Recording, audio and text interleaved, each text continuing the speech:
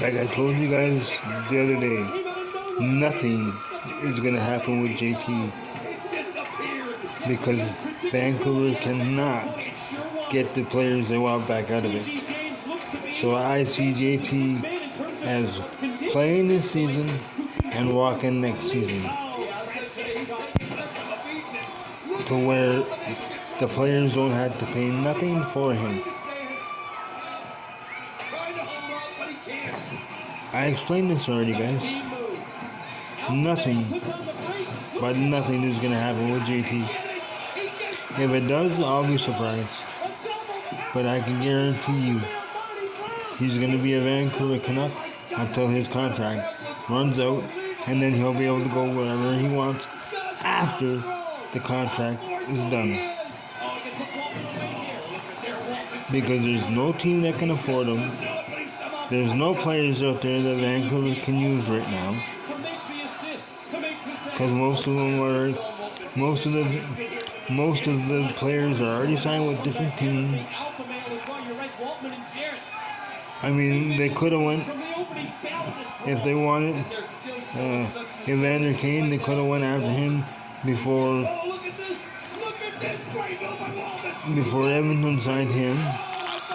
And if they wanted Kadri, then they could have went after him before Calgary signed him. There was a lot of players they could have gotten before they re-signed with different players. And there's a lot of players that stayed with their own teams. So Vancouver is right now, as it stands, guys, Vancouver is stuck with JT because it didn't happen at the trading deadline. It ain't gonna happen now. I mean, we've only got less than a month now before training camp, so I don't see JT going anywhere. And those that do can argue with me about it, but I don't see him going anywhere, and I don't see any team picking him up. If I'm proven wrong, then I'll be the first to say I'm wrong. If a team picks him up, but for these people that think JT is going to be going here, going there, they can make all the trade rumors they want. If Jim Rutherford doesn't get the package he wants, then they're just going to let JT play out the rest of his contract. Simple as that. You show me a team that has a package right now that'll help Vancouver right now, because there isn't one. Whether if you look at the Islanders, the Blues, the Bruins, the Penguins, the Capitals, wherever they decide to put him, there's no package for him. Because you know as well as I do that Jim Rutherford's going to want a first rounder out of this. And there's no team that's willing to give that much up. And then again, with Vancouver's cap space, that don't help either. Now, like I said, if they could trade Oliver Ekman-Larsson or Tyler Myers, then fine. Vancouver's got that cap space to go out and replace other players. But they just don't have the cap space right now.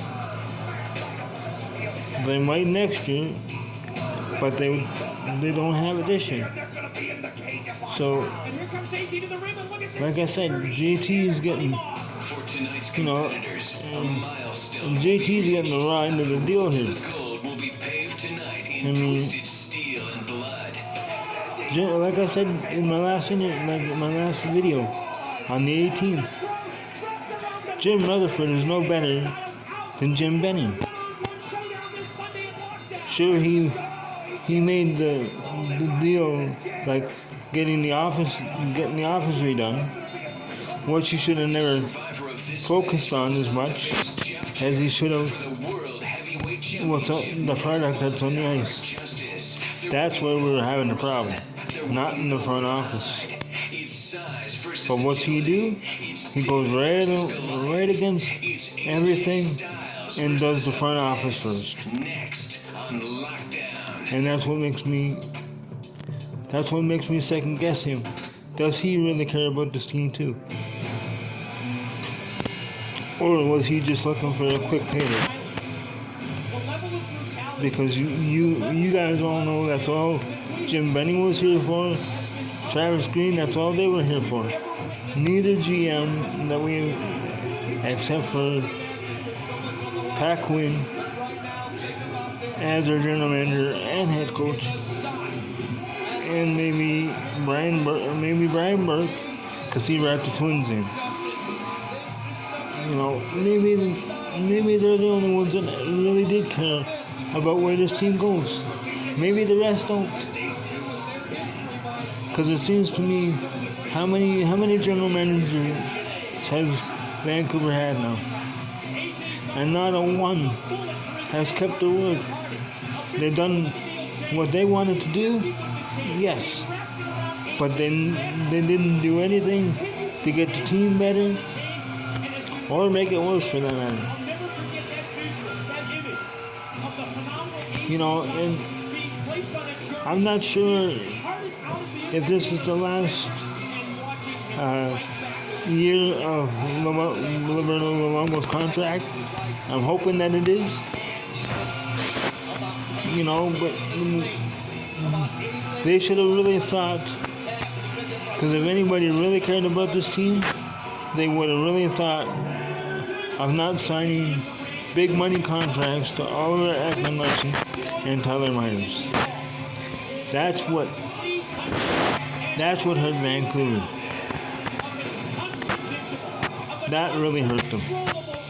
And people got to realize that this is the Canadian market. You know, this is not the American market. This is the Canadian market. But they're not. Because if ownership really cared about their own team, they'd be getting Jim Rutherford off his ass and telling him, look, you do this. That's what we brought you here for. But he's not doing nothing. So you guys might as well look at it right now. This is the team that we're going to be going with this year. There's no more, no less. This is the team we're going to see this year. Now we'll just have to see how they come out. Either flat-footed or ready to go. And the players that we got, the new players we got, we'll just have to see how they do. Like the one that we got from Toronto, a few that we got from Sweden. And I know a lot of them ain't ready yet. So we'll just have to see how they do.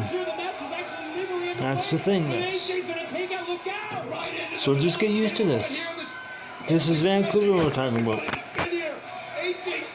Nobody cares about, none of the general managers or anything like that. None of them care about this team.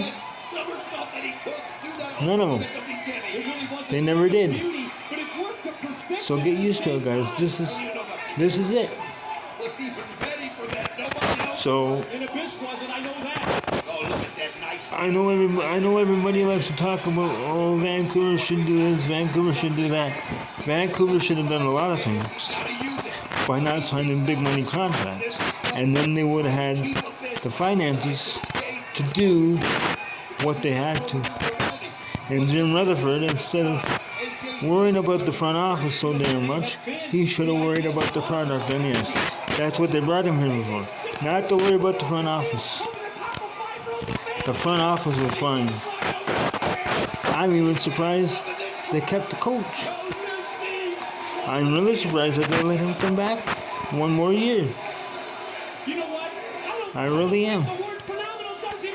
Because this is not If people think they're going to see a Stanley Cup of Vancouver, not right now, you're not. You'll never see it. Unless you can get people behind the team that actually care.